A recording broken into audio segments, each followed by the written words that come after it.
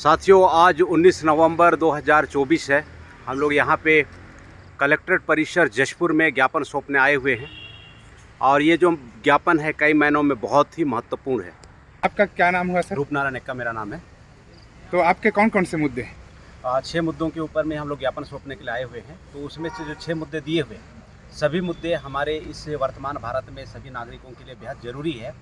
सरकार नागरिकों के विरोध में काम कर रही है, इसलिए हम लोग भारत मुक्ति मोर्चा के नेतृत्व में हम लोग ज्ञापन सौंपने के लिए आए हुए हैं। उदाहरण के लिए मैं बताना चाहता हूं, ये जो बीजेपी की जो सरकार है, ये विकास का मुद्दा पेपर में करता है और एक एक आदमी को गरीबी बनाने का काम कर रहे हैं। पहली बात, वो शिक्षा के नाम पे बोलता है कि हम बहुत अच्छा शिक्षा नीति ला रहे हैं।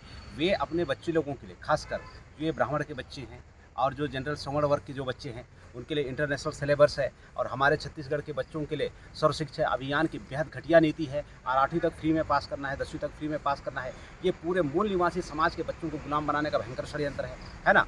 उसके बाद में इसी के तहत में साथियों, हमारे बच्चे लोगों को दारू पिलाने का काम कर रहा है कांग्रेस और भाजपा। आप जगह जगह भी दिखे, चाहे कांसाबिल दिखे, आप कुनकुरी दिखे, जशपुर दिखे, दुलदुला दिखे, हर जगह ये जो कांग्रेस और भाजपा की जो सरकार है, हमारे आदिवासी बच्चों को, हमारे पिछड़ा वर्ग के बच्चे लोगों को, हमारे शेड्यूल कास्ट के बच्चे लोगों को मतवाड़ा बनाने के लिए ये दारू बेचने का काम कर रहा है। दारू पिला पिला के हमारे लोगों का जो हुनर है, हमारे लोगों का जो योग्यता है, उसको बर्बाद करने का ये सरकार काम कर रहा है। मैं तमाम हमारे सभी साथियों से अपील करता हूँ कि इनके इस दोगलाबाजी से आप अपने बच्चे को बचाइए, नहीं तो आने वाले समय पे ये जो गुलाम है ये और बहुत भयंकर होने वाला है।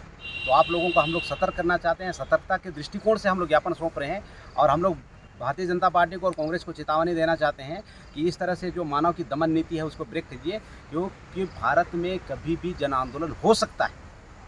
तो मैं आपसे ये पूछना चाहता हूँ, आप लोग जो भी कार्यक्रम करते हैं जी, भारत मुक्ति मोर्चा के बैनर में करते हैं, राष्ट्रीय सतनाम क्रांति मोर्चा के बैनर पे करते हैं, राष्ट्रीय क्रिश्चियन मोर्चा के बैनर पे करते हैं, आदिवासी एकता परिषद के नाम पे करते हैं, तो आप लोगों को कोई भी परमिशन क्यों नहीं दिया जाता है?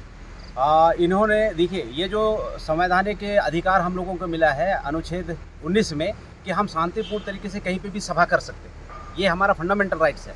और यहाँ पे जो कलेक्टर है, एसडीएम है और यहाँ का जो एसपी है, तहसीलदार है, इनको इस कानून पे अमल करने की जिम्मेदारी लगाई गई है। लेकिन इन्होंने हमारे पूरे लोगों की जागृति को दमन करने के लिए इन्होंने अपना एक प्रोपेगेंडा बनाया है कि आपको हमसे परमिशन लेना पड़ेगा। आज किसी भी कलेक्टर की जो हैसियत है वो संविधान से ऊपर नहीं है।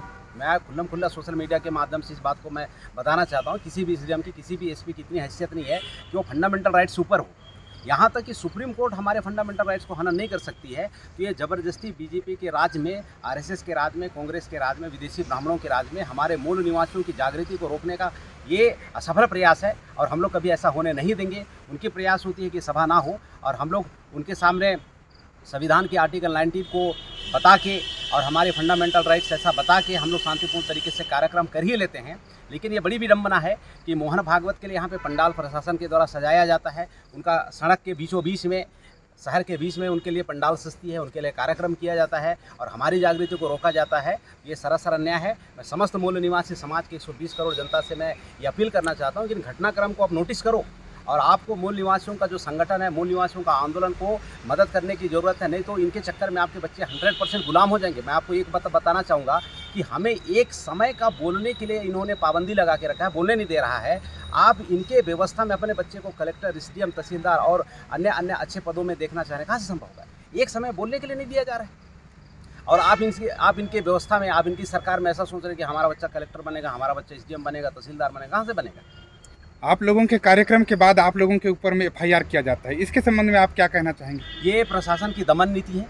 प्रशासन हमारे ऊपर में दमन नीति का उपयोग कर रही है, प्रयोग कर रही है। अपने संवैधानिक अधिकारों का यहाँ पे दुरुपयोग करने का काम किया जा रहा है, क्योंकि हमारे भारत मुक्ति मोर्चा वामसेट के कार्यक्रम के पश्चात ही आयोजकों के ऊपर, वक्ताओं के ऊपर में बार एफआईआर कर रहा है। इसके उल्टा आरएसएस के बहुत सारे कार्यक्रम चल रहे हैं, धड़ल्ले से कार्यक्रम चल रहे हैं और बीजेपी सरकारी तंत्र को उनके प्रोटेक्शन में इस्तेमाल कर रही है और ये पूरी तरह से बहुत निंदनीय है। हम इसका जाहिर धिक्कार करते हैं।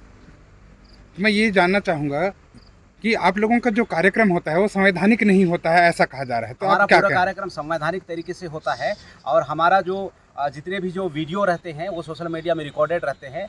हमने आज तक ऐसा एक भी बात नहीं बोला जो असंवैधानिक हो। हमने संविधान के दायरे में संवैधानिक बातें ही बोला है। तो आप अपने दर्शकों को क्या कहना मैं अपने चाहेंगे? दर्शकों को ये कहना चाहता हूँ कि आप इनकी गुलामी से बाहर निकलिए। मैं आप लोगों को गुलामी का एहसास करा रहा हूँ। अंग्रेज़ विदेश थे, उनकी गुलामी के बाद में अभी पूरे के पूरे जो मूल निवासी एसटी ओबीसी ये विदेशी ब्राह्मणों के गुलाम हैं। आप समस्त साथियों को मैं कहना चाहता हूँ, इनकी गुलामी से बाहर निकलने का काम कीजिए, और जब आप लोग सरकार सत्ता शासन को आप संभालेंगे, तब जाके आपके बच्चों का भविष्य यहाँ पे बेहतर हो सकता है। और मैं इन्हीं कामनाओं के साथ में मैं ये कहूँगा कि राष्ट्रीय नेतृत्व भारत मुक्ति मोर्चा का, वामसेप का, राष्ट्रीय क्रिश्चियन मोर्चा का, माननीय वामन विश्राम साहब, माननीय विलास खरात साहब के नेतृत्व को आप इनको सहारा दीजिए, आप इनको स्वीकार कीजिए और भारत में एक जन आंदोलन की तैयारी कीजिए। रूप नारायण जी, लोग कह रहे हैं कि अब मुख्यमंत्री जो है महिलाओं को 1000 रुपया दे रहा है। अब धीरे धीरे जो है ना हमारे छत्तीसगढ़ के जो मुख्यमंत्री हैं वो पहला जो है ना आदिवासी मुख्यमंत्री है जी, और इनको क्या नहीं लगता है आपको कि इनको समय देना चाहिए? अगर ये जनता के विकास के लिए काम करते तो निश्चित रूप से समय दिया जाना चाहिए, लेकिन ये जनता के पतन का काम कर रहे हैं। अभी जैसे उनका जो गृह निवास है, वहाँ पे इन्होंने सोना खदान का इन्होंने जो इन्होंने वहाँ का जो खदान को जारी करने का काम किया था, तो वो अडानी के लिए किया था ना। अगर आदिवासी हितैषी होता तो 5वें अनुसूचित क्षेत्र है, तो फरसा बाहर जो गोल्ड माइनिंग इलाका है वो किसके नाम से होना चाहिए? वो आदिवासी के नाम से होना चाहिए। आदिवासी शराब से बर्बाद हो गए हैं, तो अगर वो आदिवासी हितैषी मुख्यमंत्री होते तो सबसे पहले वो छत्तीसगढ़ में दारू बंद कराने का काम करते। तो मैं ये जानना चाहूँगा सर, हसदेव में जो पेड़ कटाई हुआ जी, वहाँ पर अडानी अंबानी को जो खदान देने का काम किया गया वो मुख्यमंत्री के सिग्नेचर से हुआ, ऐसा बिल्कुल उनके कहते हैं। सिग्नेचर से हुआ, उनकी पहल से हो रहा है, और ये पूरी तरह से आदिवासियों के मुंह पे जोरदार तमाचा है। आदिवासी को लूटने का काम कर रहा है, और हम लोग भारत मुक्ति मोर्चा के संगठन की ओर से इस जो मुख्यमंत्री की ये जो करतूत है, जो आदिवासियों का जल जंगल जमीन अडानी अंबानी को छीन के देने का असफल प्रयास है, हम इसका जाहिर धिक्कार करते हैं। ऐसा नहीं होना चाहिए। इसीलिए मैं कहना चाह रहा हूँ एसटी ओबीसी मूल निवासी साथियों को, आंखें खोलिए, अभी भी मौका है कि सही नेतृत्व किनके पक्ष से जा रहा है। धन्यवाद सर बात करने के लिए। बहुत बहुत धन्यवाद। मेरा नाम मनोज कुमार बघेल है। आप किस मुद्दे को लेकर के यहाँ पर ज्ञापन सौंपने आए? ये जो हमारा 10 जून 2024 को जो बलौदा बाजार में जो आगजनी का घटना हुआ था, उसमें असामाजिक तत्व के द्वारा उस घटना को अंजाम दिया गया और हमारे जो सतनामी भाई हैं उनको बड़े पैमाने में जेल में डाला गया है। उसको रिहाई को, उस जो निर्दोष लोग हैं उसको रिहाई को लेकर के और सीबीआई जांच मांग को लेकर के हमने ये पूरे छत्तीसगढ़ में आज हमने ये ज्ञापन सौंपा है, और आने वाला समय में हम लोग छत्तीसगढ़ बंद का भी इसमें घोषणा किया गया है। धन्यवाद। आपका परिचय क्या है सर? सर मेरा नाम तेज कुमार लकड़ा है। किस मुद्दे को लेकर के आप ज्ञापन सौंपने आए हैं? सर जब से ये बीजेपी सरकार आई है तब से लेके जल जंगल ज़मीन प्लस धर्मांतरण का मुद्दा उछाला जा रहा है सर, जो कि पूरा बकवास है। ये हमारे बाबा भीमराव अंबेडकर द्वारा दिए गए संवैधानिक हक और अधिकार का हकमारी कर रहा है। हम चाहते हैं कि वर्तमान सरकार होश में आ जाए और जल जंगल ज़मीन के तहत आदिवासी बहुल इलाके में जो 5वें अनुसूची का जो हमें हक और अधिकार दिया गया है वो पूर्णतः लागू करे, और अनाप शनाप धर्मांतरण के नाम से मुद्दे उठाकर ये बरगलाने का काम न करे, और जो संवैधानिक हक और अधिकार है आर्टिकल 19 के तहत हम सभी को अपने विचार अभिव्यक्ति का पूरा हक दे। हम यही चाहते हैं। धन्यवाद।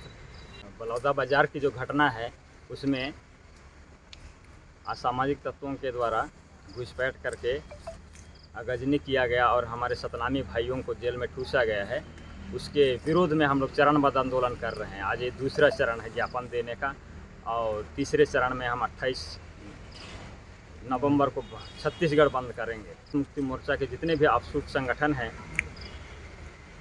राष्ट्रीय क्रिश्चियन मोर्चा है, राष्ट्रीय आदिवासी एकता परिषद है, राष्ट्रीय सतनाम क्रांति मोर्चा है, राष्ट्रीय पिछड़ा वर्ग मोर्चा है, राष्ट्रीय मुस्लिम मोर्चा है, जो भी हम लोग कार्यक्रम कर रहे हैं उसमें शासन प्रशासन के द्वारा संवैधानिक अधिकारों के विरुद्ध में जाकर हमारे कार्यक्रम को रोका जा रहा है।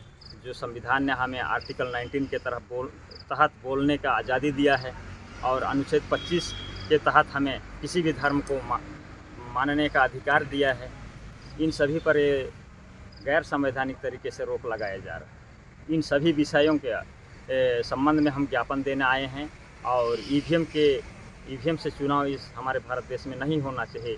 इस मुद्दे पर भी हम ज्ञापन देने आए हुए हैं सर। आपका क्या नाम हुआ सर? जी, मेरा नाम श्याम सुंदर मरावी है। आप कहाँ से हैं? मैं कुनकुरी से हूँ। आपके कौन से मुद्दे हैं सर?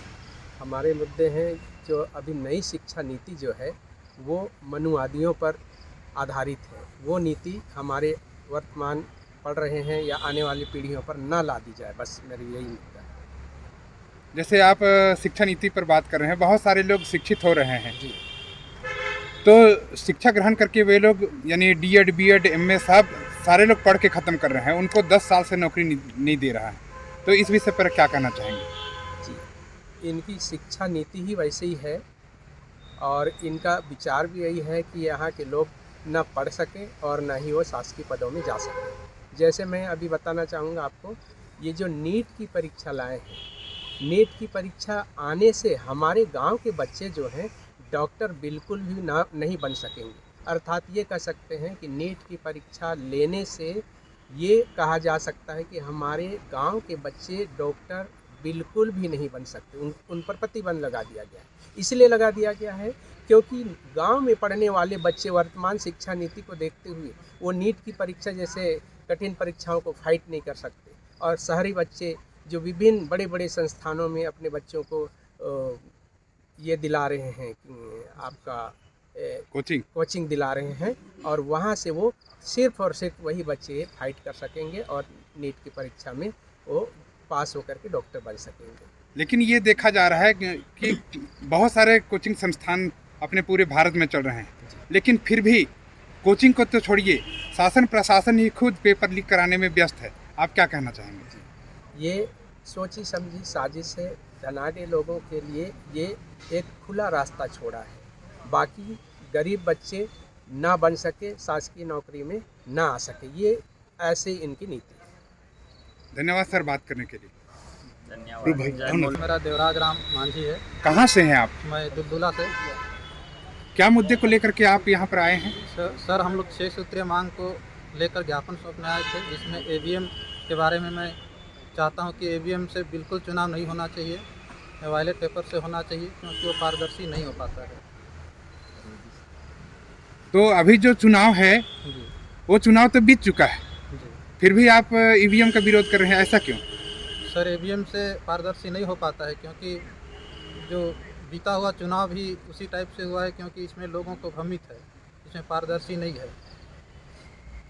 धन्यवाद सर। आज हम लोग भारत मुक्ति मोर्चा और यहाँ पर जितने ऑफसेट विंग हैं, सभी ऑफसेट विंग के पदाधिकारी यहाँ पर उपस्थित हैं। मैं आप लोगों को ये बताना चाहूँगा कि भारत मुक्ति मोर्चा की लेटर हेड में 6 जो मांग हैं, उन 6 मांगों को लेकर के आज हम लोग कलेक्टर परिसर और कलेक्टर के पास में आए हैं। कलेक्टर महोदय से हम लोग ये मांग करना चाहते हैं कि हम लोगों को जो बोलने की आज़ादी है, और ये जो बोलने की आज़ादी है 1950 में हम लोगों को मिल गया था, लेकिन शासन प्रशासन और बीजेपी सरकार के द्वारा हम लोगों के बोलने की आज़ादी पर प्रतिबंध लगाया जा रहा है। हम लोग आज की इस ज्ञापन के माध्यम से ये कहना चाहते हैं कि हम जिस प्रकार हम लोगों को बोलने की आज़ादी है, वैसे ही मोहन भागवत को भी है। अगर मोहन भागवत को अगर परमिशन है बोलने की, तो हम लोगों को भी बोलने की आज़ादी दी जाए।